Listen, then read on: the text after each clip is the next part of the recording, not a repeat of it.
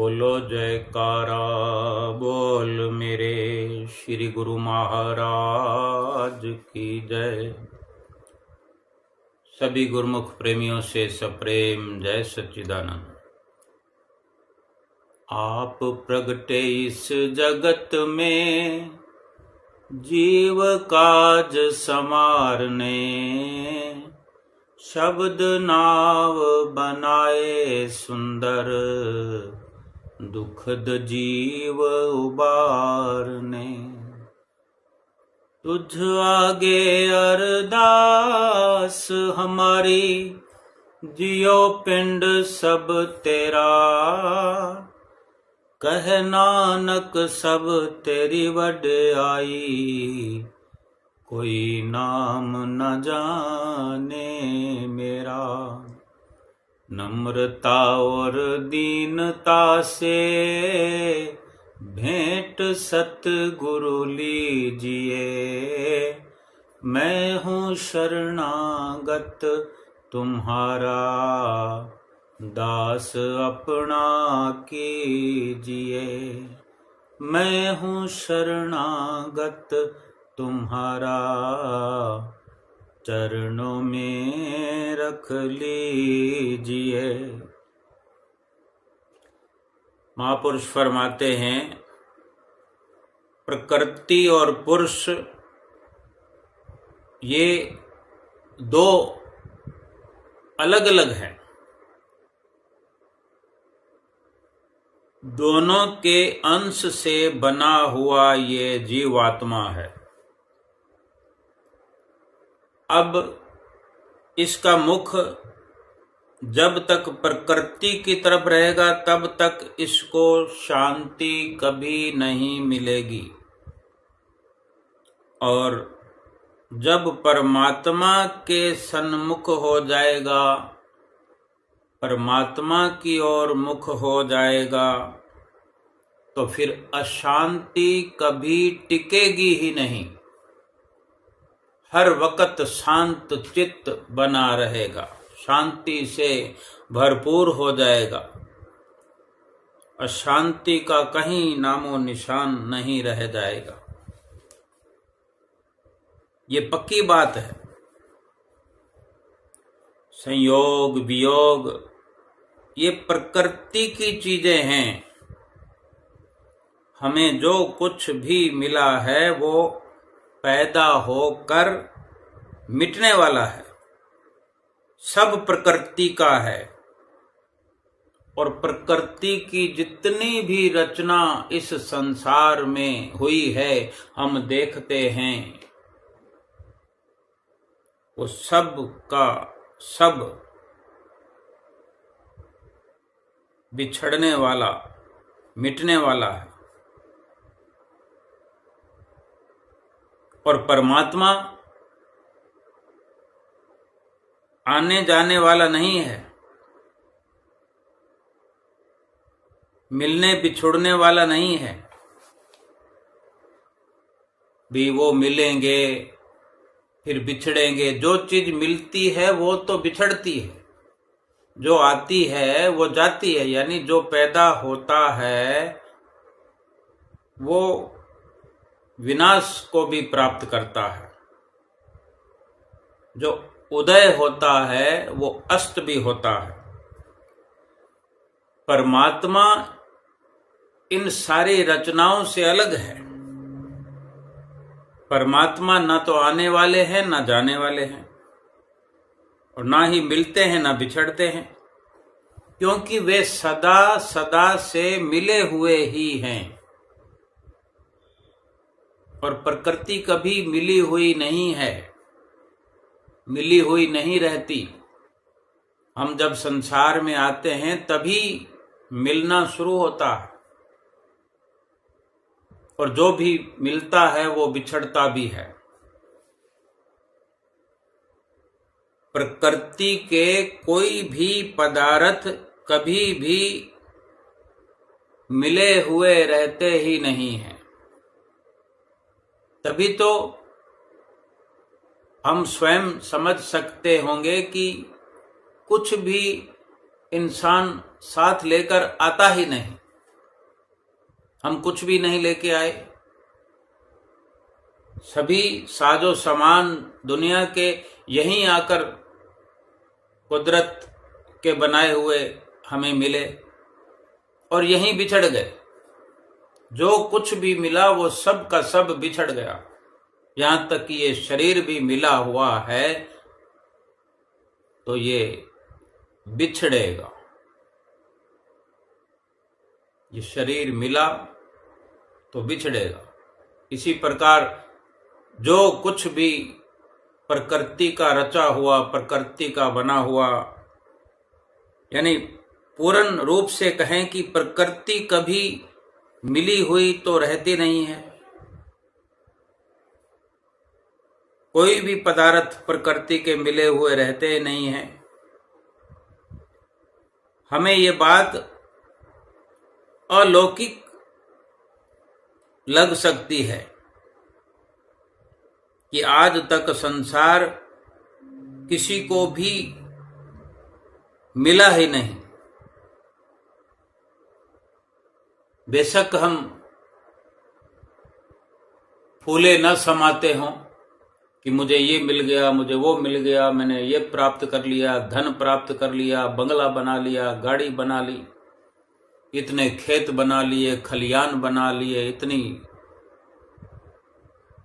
रिश्तेदारी बिरादरी बना ली, ये गांव के गांव मेरे हैं, ये राज्य मेरा है, ये मेरी हुकूमत है। फिर भी ये महापुरुषों का कथन है कि ये संसार किसी को मिला नहीं। जो बिछड़ जाए भला उसका क्या मान करना, उसका क्या जिक्र करना, और बिछड़े भी ऐसे कि कानो कान खबर ना हो। कोई भी संसार की वस्तु ऐसे बिछड़ जाती है कि जैसे कि दूर दूर तक उसका हमसे रिश्ता था ही नहीं, वो हमारी थी ही नहीं। ऐसी वस्तु का क्या भरोसा करना, ऐसी वस्तु के बारे में क्या जिक्र करना कि मुझे मिल गया। महापुरुषों के अपने अटल फैसले होते हैं, तभी वो अपने अनुभव के आधार पर कहते हैं कि संसार आज तक किसी को मिला नहीं, लेकिन ये इंसान मान बैठता है कि मुझे मिल गया। अगर मिल गया तो फिर बिछड़ भी गया। और परमात्मा कभी अलग थे नहीं, अलग हुए नहीं, अलग होंगे भी नहीं। परमात्मा कभी भी अलग नहीं रहे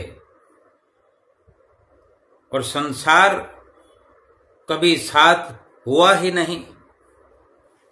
पर मान्यता है, महसूस होता है, भासता है, हमें लगता है कि संसार मेरे साथ है, शरीर मेरे साथ है, मेरे दोस्त मेरे साथ है, मेरे रिश्तेदार मेरे साथ है, मेरा धन मेरे पास है, ये खजाने मेरे पास हैं, सोना चांदी लॉकर में रखा हुआ है, अलमारियों में रखा हुआ है, मेरा पर्स रुपयों से भरा हुआ मेरी जेब में है।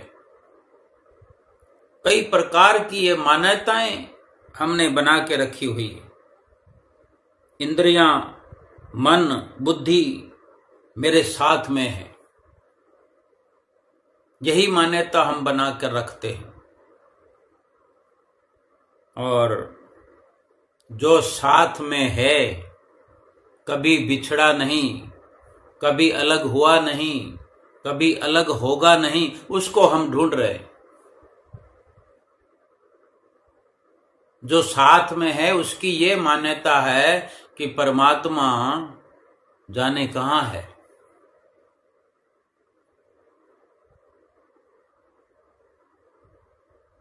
ये हम जीवों का बहुत बड़ा भूलेखा है, बड़ी भूल है। ये भी कह सकते हैं कि ये एक इंसान की, इस जीव की मूर्खता है कि जो साथ में है, जो शाश्वत है, कभी मिलता नहीं मिला हुआ रहता है, बिछड़ता नहीं कभी बिछड़ेगा नहीं। उसका हमें अंदाजा नहीं, उसकी खबर नहीं, और जो कभी मिलकर भी मिला नहीं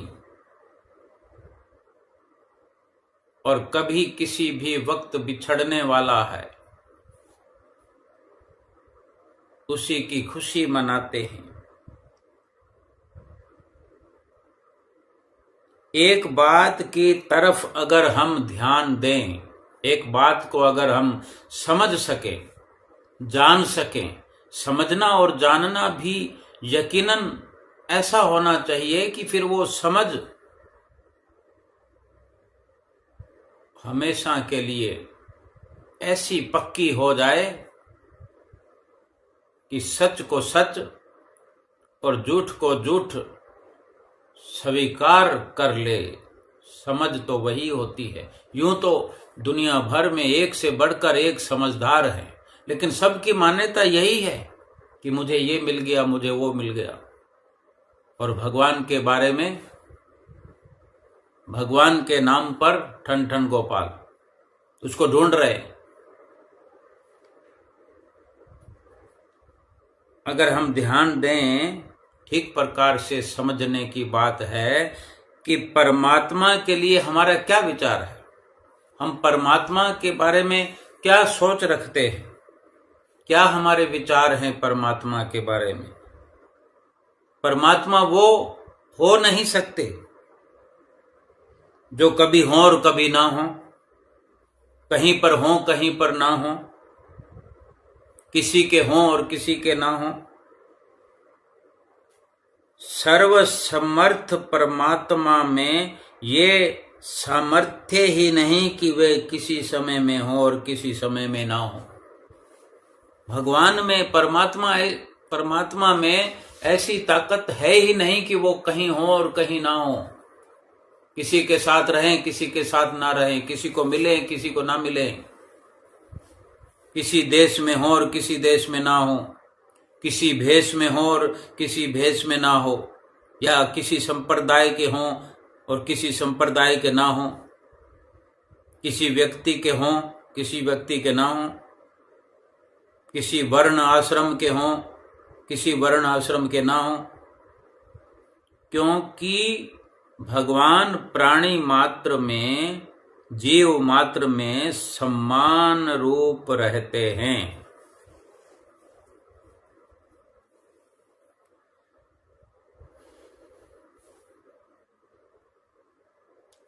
हमारे देखने सुनने में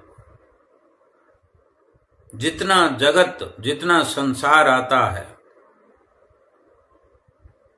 हमने जितना देखा हो, सुना हो, या कल्पना में भी हमने विचारा हो, संसार के बारे में जितनी कल्पना की हो, आज ये आधुनिक युग है, किसी भी माध्यम से संसार की,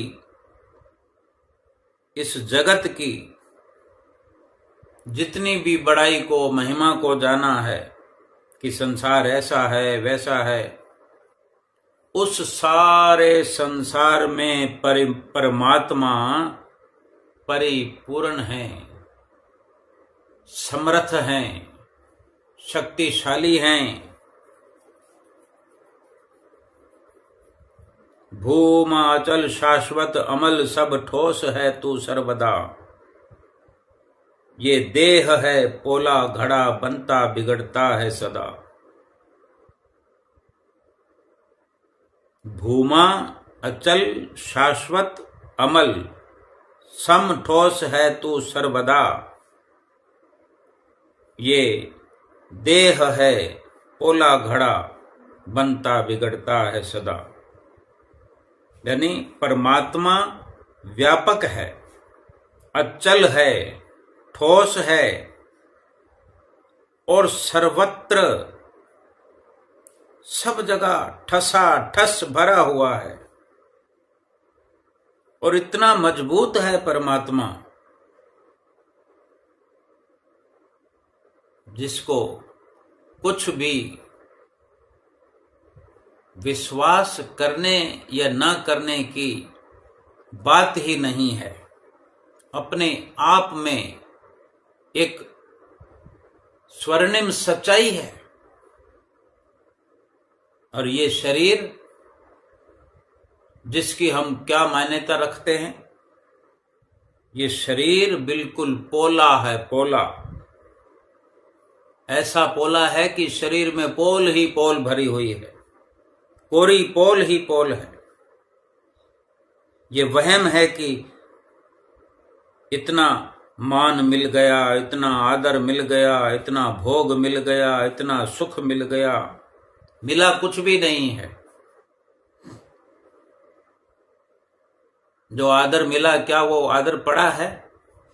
अभी थोड़ी देर पहले आदर मिला हो, किसी ने हमें मालाएं पहना दी हों, कोई रेशमी वस्त्रों से स्वागत किया हो, और उसके माध्यम से जो हमने आदर का अनुभव किया, उस आदर को हम कभी साबित कर सकते हैं कि वो आदर कितनी देर टिकता है? थोड़ी देर में लगेगा कि वो आदर निरादर में बदल सकता है। वो आदर कैसा हुआ? ये वहम है, वहम, भुलेखा है। इतना भोग मिल गया, इतना सुख मिल गया, कुछ भी नहीं मिला है। ये केवल कोरा वहम है, धोखा है, धोखा। कुछ भी नहीं रहेगा। ये शरीर मिल गया, शरीर के मुकाबले में कुछ और इस दुनिया में कीमती है? अगर शरीर जाता हो, शरीर छिन रहा हो, छीना जा रहा हो, उस वक्त कोई भी वस्तु क्या कीमती लगती है इसके मुकाबले में?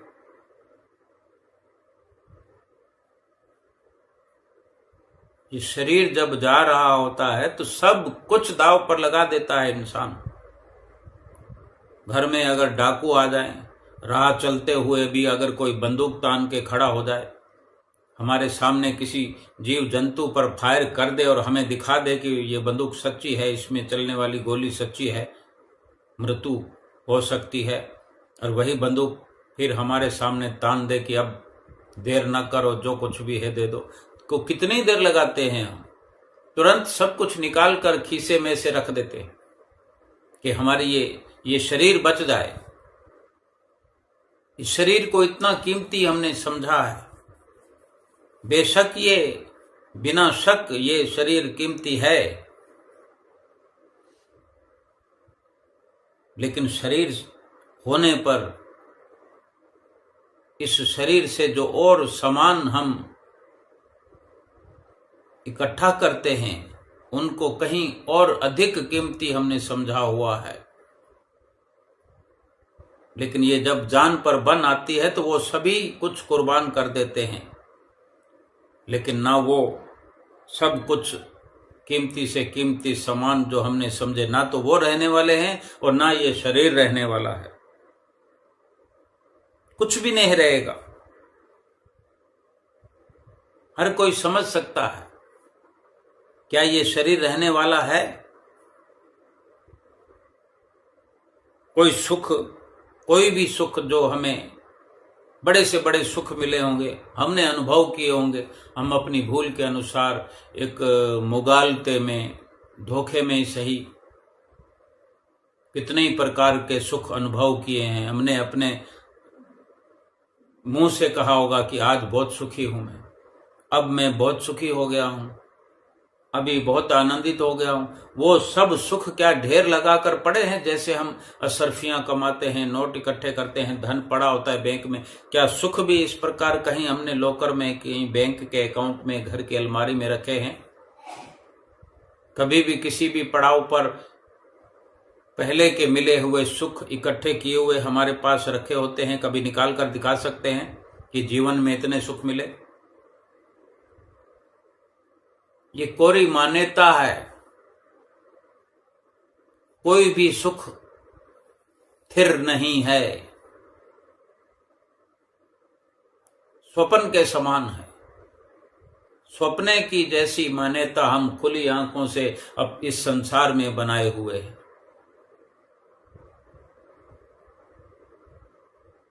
ना तो कोई अनुकूलता रहने वाली है, किसी भी प्रकार की अनुकूलता। हमने मान लिया हो कि वो मेरे पक्ष में है, वो मेरे पक्ष में, ये मेरे पक्ष में काम हो गया, ये फैसला मेरे पक्ष में हो गया, ये मेरे अनुकूल है, अनुकूल परिस्थिति होगी। ना तो कोई अनुकूलता रहने वाली है और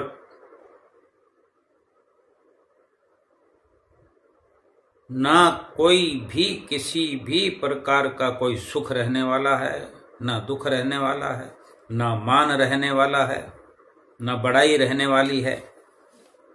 इनमें कोई रहने वाली चीज है ही नहीं। कोई भी चीज रहने वाली नहीं है इस संसार में जो हमें आज तक मिलती रही है।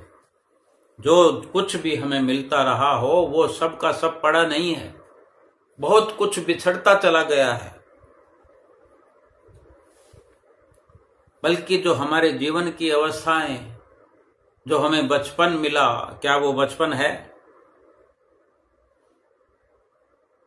जो युवा है उसका बचपन उसके साथ में नहीं है, वो चला गया। बचपन चला गया और जवानी चली गई, जिंदगी की कीमती निशानी चली गई। बचपन नहीं रहा तो क्या जवानी रहने वाली है? पूर्ण तौर पर ये शरीर भी रहने वाला नहीं, ना बचपन रहेगा, ना जवानी रहेगी, ना बुढ़ापा रहेगा। बेशक ये शरीर कीमती है, लेकिन हमने कीमती शरीर का सदुपयोग कहाँ किया? इसका उपयोग कहाँ किया? सब कुछ जैसे जैसे मिलता गया वैसे वैसे हमारे हाथ से सरकता चला गया। संसार नाम ही बहने वाले का है, नष्ट होने वाले का है, मिट जाने वाले का है। ये संसार लगातार रोज का रोज, घंटे घंटे, मिनट मिनट, पल पल, सेकंड सेकंड करके निरंतर विनाश होता रहता है। ये बहता रहता है। जो निरंतर विनाश की ओर बढ़ता रहे उसी का नाम संसार है। ये हरदम बदलता रहता है, कभी भी एक क्षण में भी, एक पल में भी स्थिर रहता ही नहीं, टिकता ही नहीं। और परमात्मा एक पल के लिए भी कहीं छोड़कर हमें जाता ही नहीं। परमात्मा एक क्षण भी कहीं जाते नहीं। जाएं कहां? परमात्मा हमें छोड़कर कहां जाएं? जहां भी जाएं वहां पर पहले से परमात्मा बसे हुए। हर चीज में परमात्मा है, हर जगह परमात्मा है। कोई जगह परमात्मा से खाली है ही नहीं और हम है कि परमात्मा को ढूंढ रहे हैं। हमारे अंदर से परमात्मा हमारे साथ से छोड़ करके परमात्मा अगर किसी दूसरे के साथ जाए, वहां तो पहले ही उसके साथ में परमात्मा है। यूं ही थोड़ी कहते हैं कि कण कण में भगवान है, कण कण में परमात्मा है। हवा में परमात्मा है, पानी में परमात्मा है, आकाश में परमात्मा है।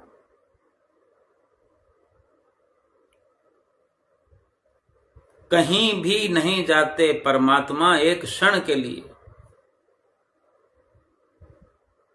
सब जगह परमात्मा भरे हुए हैं ठसा ठस। और यकीनन समझने वाली बात है, भगवान सबके हैं, परमात्मा सबके हैं और सब में हैं। वो मौजूद हैं, परमात्मा मौजूद हैं, फिर भी हम जीव उनसे विमुख हो गए हैं, उनसे अनजान हैं, बेखबर हैं। संसार रात और दिन नष्ट होता जा रहा है, रात और दिन नष्ट होता रहा है और होता रहेगा। फिर भी उसी को हम अपना मानते हैं, ये मेरा है, ये मेरा है, ये मेरा था। अगर कोई मेरा था हो गया तो फिर भी उसको दूसरी लाइन में उसको मेरा है कहते हैं, मेरा रहेगा, ये मेरा साथ निभाएगा, वो मेरा अच्छा मित्र था। ये कैसा विश्वास है, ये कैसा मेरा है जो है नहीं, झूठा था। वो झूठा भी अब कहने को नहीं है, उसको भी आज भी हम अपना बनाए बैठे हैं।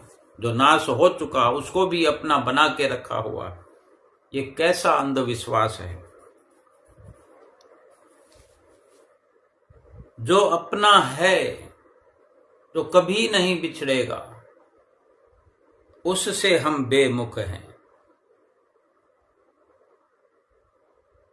और जो नष्ट होता जा रहा है उसको अपना बनाए बैठे हैं।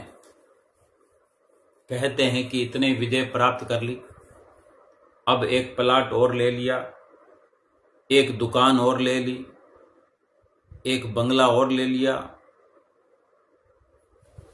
इतने बैंक में अकाउंट है, एक बैंक में और अकाउंट खुलवा लिया।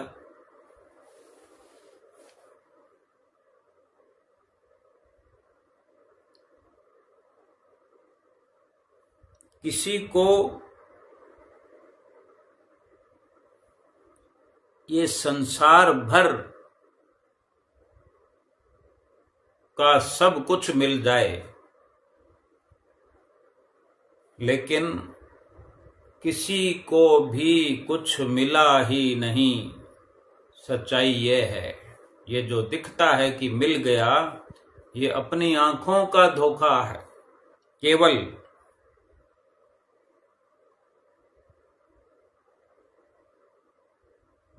भगवान तो किसी से बिछुड़ते नहीं है, भगवान किसी से दूर होते नहीं।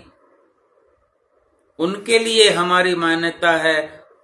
हम कहते हैं, लोग कहते हैं, ये पूरा संसार कहता है कि भगवान कोई ऐसे ही थोड़ी मिल जाएंगे, भगवान कोई इतनी आसानी से थोड़ी मिलते हैं, भगवान तो हैं ही नहीं, मिलते ही नहीं। भगवान से मिलना तो बहुत कठिन है, बड़ी साधनाएं करनी पड़ती है। पर भगवान तो सदा मिले हुए रहते हैं। हम नजर ही नहीं उधर डालते जहां भगवान हैं। जिस प्रकार से मिल सकते हैं, जिस प्रकार मिलने का तरीका बताने वाले सतगुरु इस संसार में अवतरित हैं, उनकी चरण शरण में पहुंचने से हमारी दुविधा दूर हो सकती है। वहां भी हम ठीक प्रकार से आना जाना नहीं रखते। भागों से, संयोग से अगर सतगुरु की शरण मिल गई है तो उनकी बातों पर विश्वास नहीं आता। उनकी संगत में, उनकी सत्संगत में बैठ करके आनंद की अनुभूति हम नहीं कर पाते। गाहे बगाए कुछ समय अगर हम दे भी देते हैं तो उनके वचनों का पालन हम नहीं कर पाते और वंचित रहते हैं परमात्मा से।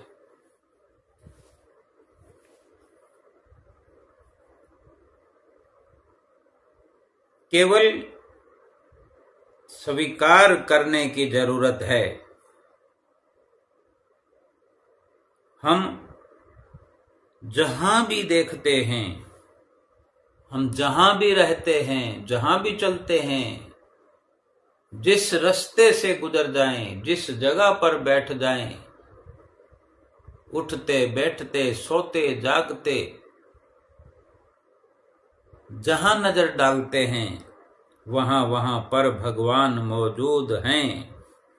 अगर ये बात स्वीकार कर लें, ये मान्यता हमारी हो जाए कि हर जगह में, हर स्थिति में, हर देश में, हर भेष में, हर जीव में, हर प्राणी में भगवान हैं, भगवान से कोई जगह खाली नहीं है, ये मान्यता हो जाए, ये मान लें कि जहां हम हैं वहां भगवान हैं।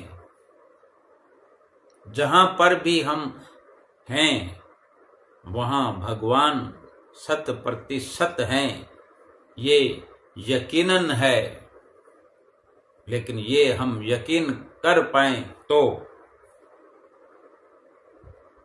अगर हम समझ पाएं सब देश में, सब काल में, सब वस्तुओं में, सब घटनाओं में, संपूर्ण परिस्थितियों में, सभी क्रियाओं में भगवान हैं, ऐसा मानकर और कोशिश करें तो भगवान ऐसे दिखने लग जाएंगे जैसे हम श्री दर्शन हाल में बैठ करके श्री गुरु महाराज जी के दर्शन करते हैं।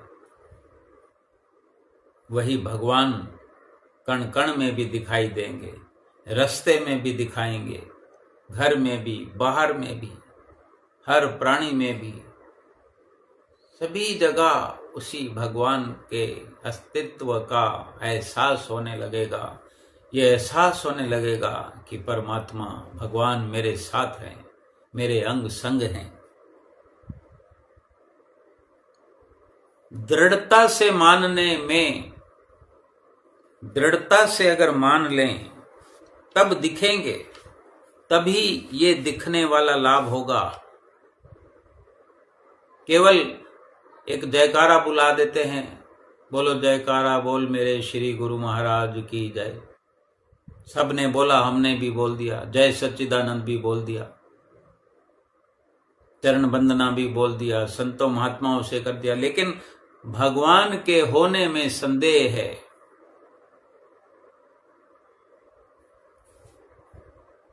जब श्री गुरु महाराज जी विराजमान होते हैं तो गुरुमुख प्रेमी भजन भी बोलते हैं कि रब मेरा सतगुरु बनकर आया, मैनू देख लेन दे, मत्था टेक लेन दे। रब और सतगुरु एक है, लेकिन ये दृढ़ता से मान ले, कहीं संदेह नहीं होना चाहिए।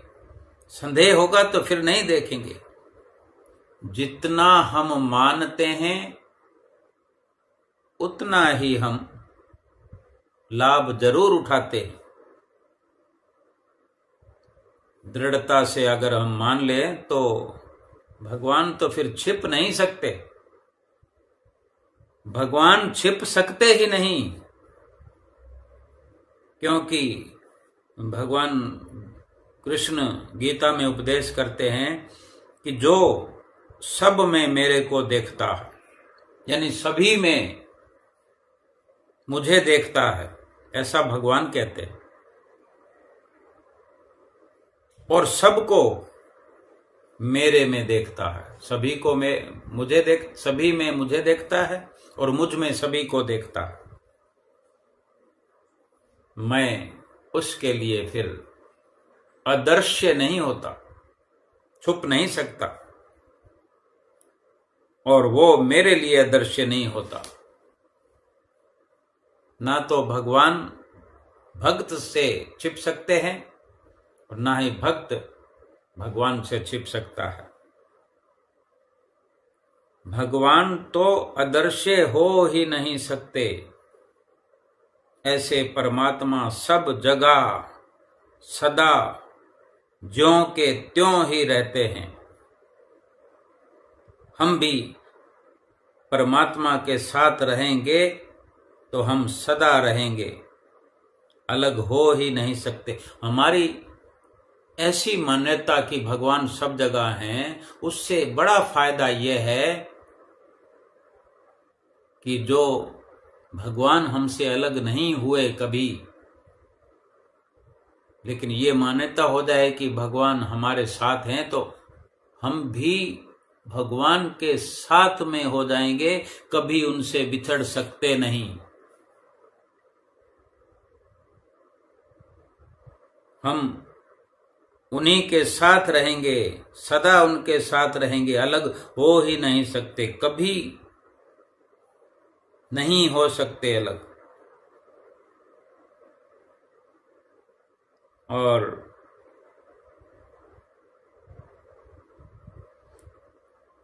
नहीं तो फिर हम जानते हैं, अगर हमें संदेह है, विश्वास नहीं है, तो फिर तो गोते खाते रहेंगे, मरते और जन्मते रहेंगे, दुख पाते रहेंगे, थपेड़े लगते रहेंगे, कोई अंत नहीं आएगा।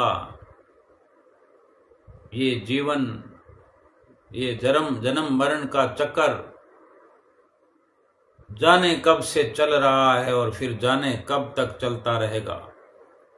84 लाख योनियों के चक्कर लगते रहेंगे। इस मृत्यु लोक में जन्म लेकर आते रहेंगे, मरते रहेंगे, फिर जन्मते रहेंगे, फिर मरते रहेंगे। सब जगह जिधर भी देखो उधर भगवान है, जहां देखें जब देखें, जिस देश में पहुंच जाए। ये नहीं कि हम अपने शहर से कहीं और शहर में चले जाते हैं तो फिर वहां भगवान नहीं है, क्योंकि हमने अपने शहर में, अपने घर में, अपने आसपास गली मोहल्ले में या दुकान में, मकान में इसी की मान्यता बना रखी है। ऐसा दृढ़ विश्वास हो कि अगर हम शहर छोड़कर दूसरे शहर में गए हैं तो मान्यता वही होनी चाहिए कि हर जगह भगवान हैं। रेलवे स्टेशन पर पहुंचे हैं तो भगवान हैं, रेल के अंदर बैठे हुए हैं तो भगवान हैं, एयरपोर्ट पर गए हैं तो भगवान हैं, कहीं अनजान सड़क पर खड़े हैं तो हमारे साथ भगवान हैं, कण कण में भगवान हैं। जो हमें खाली जगह दिखती है वो भी भगवान से भरी हुई जगह है, ठसा ठस। कोई जगह, कोई इलाका भगवान से खाली नहीं है। फिर क्यों ये मान्यता हमारी है कि भगवान ऐसे मिलेंगे, भगवान कैसे मिलेंगे, क्या करूं क्या न करूं। जिस देश में देखें वहां भगवान है, सब वस्तुओं में भगवान है। फिर उस परमात्मा के दिखने में बाधा क्या है?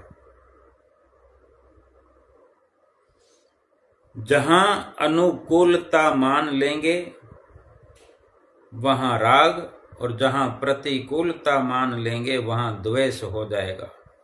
फिर वहां परमात्मा के दर्शन नहीं होंगे।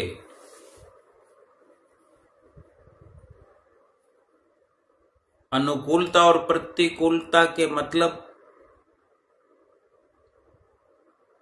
ठीक और बेठीक, पसंद और नापसंद। यानी अनुकूलता जो हमारे लिए कोई ठीक अवसर होता है, या कोई वस्तु या कोई मौसम, जैसे हम कहते हैं कि ये मौसम अनुकूल है, ये खाने वाली वस्तु मेरे अनुकूल है, यानी ठीक है। अनुकूलता ठीक को कहते हैं और प्रतिकूलता बेठीक को कहते हैं,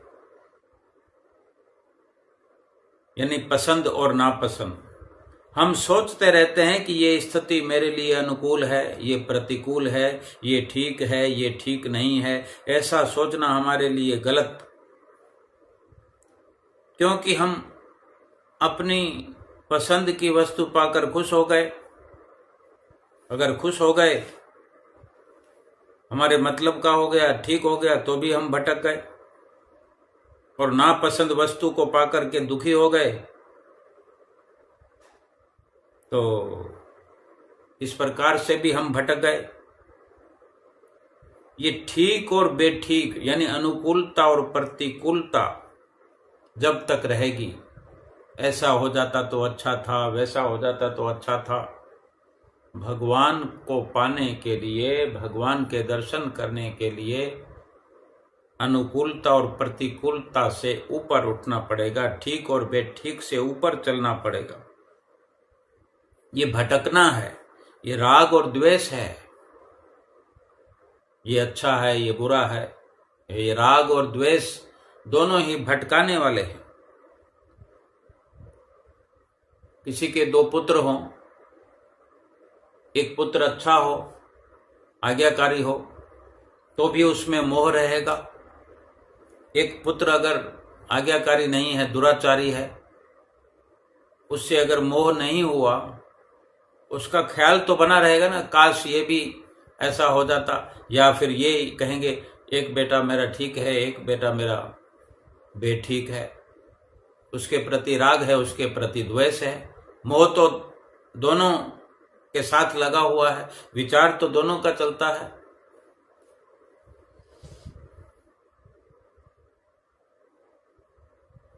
ये भटकना हमें अपने समाप्त करनी पड़ेगी। ना पसंद वस्तु,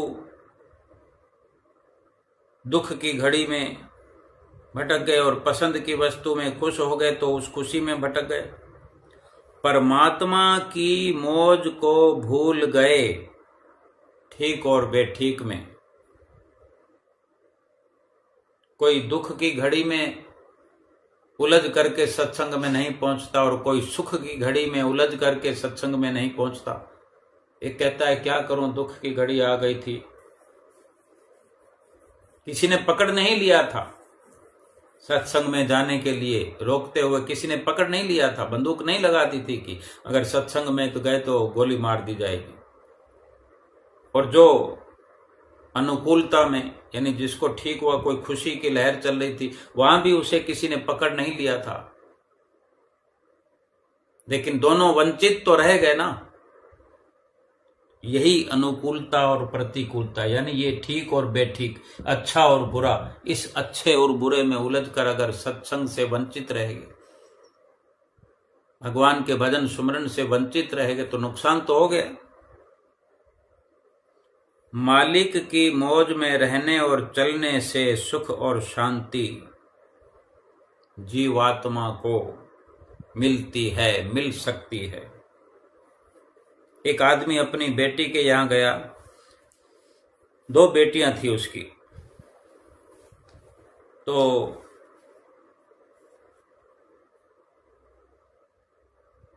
दो पास के गांव में एक बेटी जो ब्याही थी, पहले उसके पास गया। उनका क्या खेती बाड़ी का काम था, तो वहाँ बरसात नहीं होने के कारण उनकी खेती सूखने लगी थी। बेटी से बाप ने पूछा क्या हाल है बेटी? उसने कहा पिताजी अगर 5-7 दिनों में वर्षा ना हुई ना तो फसल जो हमने बो रखी है वो तो बिल्कुल नष्ट हो जाएगी। तो पिता ने कहा फिक्र मत कर, भगवान सबके लिए ठीक करते हैं। फिर दूसरे गांव में अपनी दूसरी बेटी के पास मिलने चला गया। उनके मिट्टी के बर्तन बनाने का काम था, वो कुम्हार थे। वहां जाकर अपनी बेटी से पूछता बेटी क्या हाल चाल है? बेटी बोली पिताजी 5-7 दिन तक बरसात नहीं आई, फिर तो ठीक है। अगर बरसात 5-7 दिन में आ गई तो फिर सब चौपट हो जाएगा, क्योंकि 5-7 दिन और लगेंगे। हमारे बहुत सारे मिट्टी के बर्तन, मटके वगैरह बने पड़े हैं, अभी गिल सूखे नहीं हैं पूरी तरह से, 5-7 दिन में सूख जाएंगे। अगर बरसात आ गई इन्हीं दिनों में तो सब के सब मिट्टी हो जाएंगे, बिखर जाएंगे। अब हम खुद विचार करें, हम क्या कहेंगे? वर्षा हो कि ना हो? भगवान वर्षा करे कि ना करे? और करे तो किस पर करे और किस पर ना करे?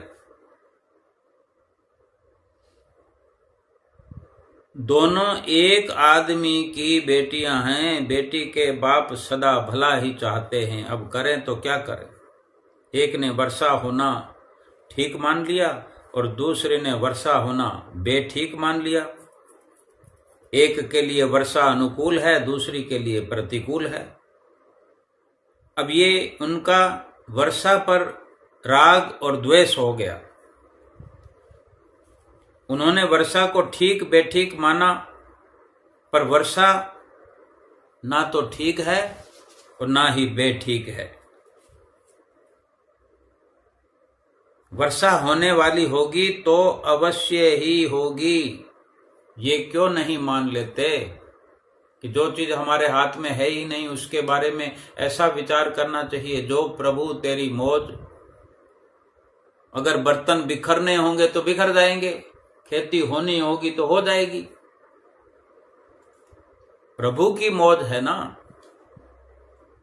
हमारे सोचने से,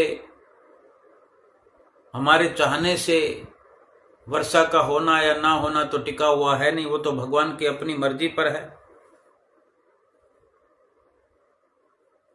वर्षा होने पर ठीक नहीं माना तो ये वर्षा में द्वेष हो गया।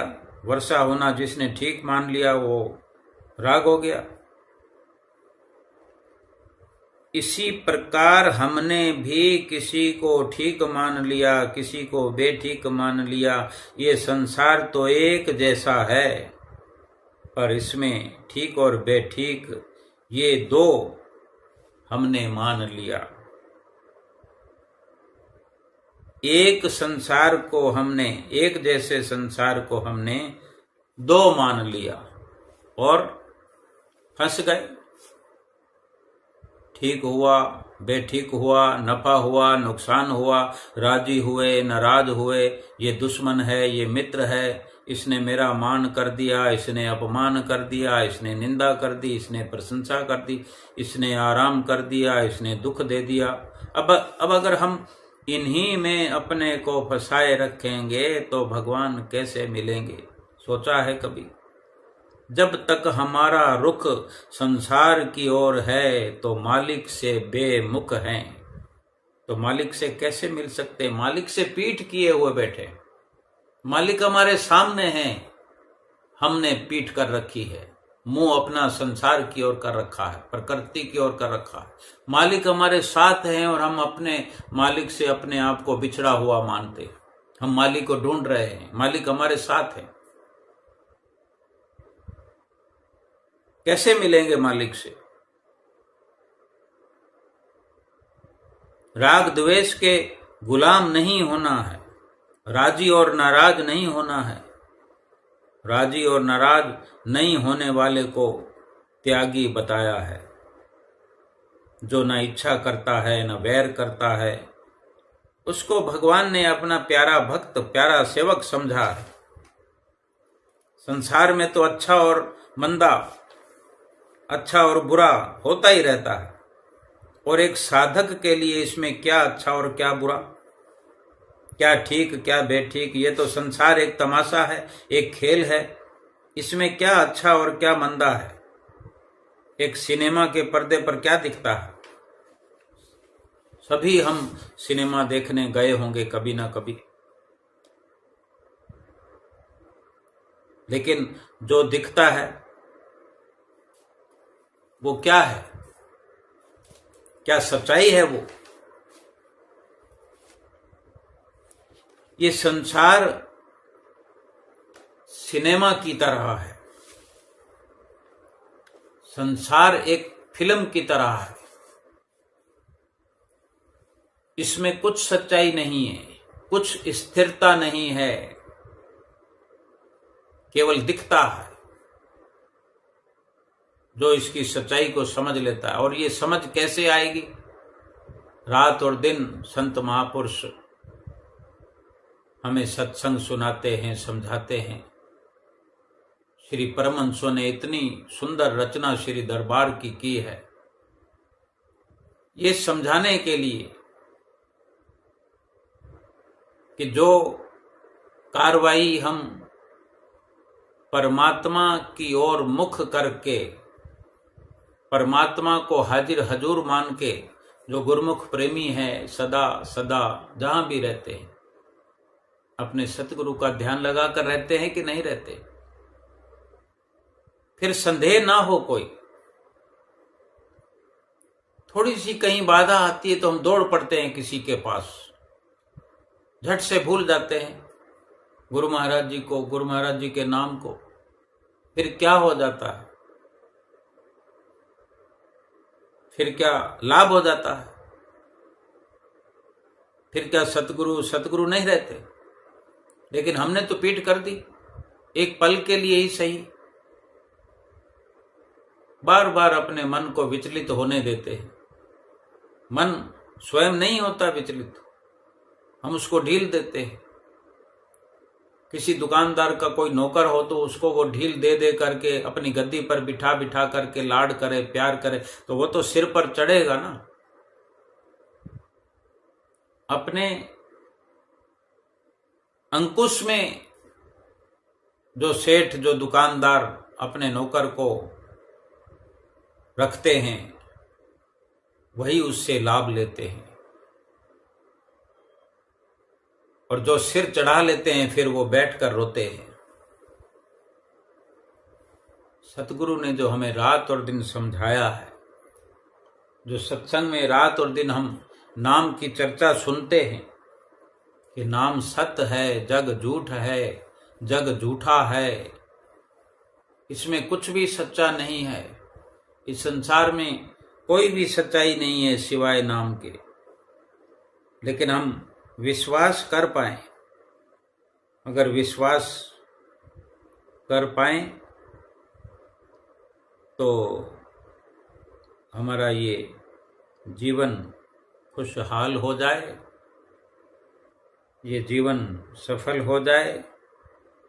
जीवन में हर पल हर घड़ी खुशियाँ मिल जाएं और सतगुरु का अपने घट में दर्शन हो जाए कि मुझको आज फिर वही सुहाना नज़ारा मिल गया, नजरों को नज़र से जो दीदार तुम्हारा मिल गया। अब मैं और किसी भी चीज की तमन्ना क्यों करूं, जब मुझे सतगुरु जी चरणों में सहारा मिल गया।